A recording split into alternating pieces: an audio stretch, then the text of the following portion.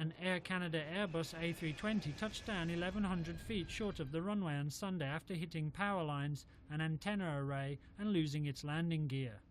Officials say the plane then skidded another 1,100 feet on its belly before coming to a stop. The aircraft ended up losing its nose and its left engine during the emergency landing.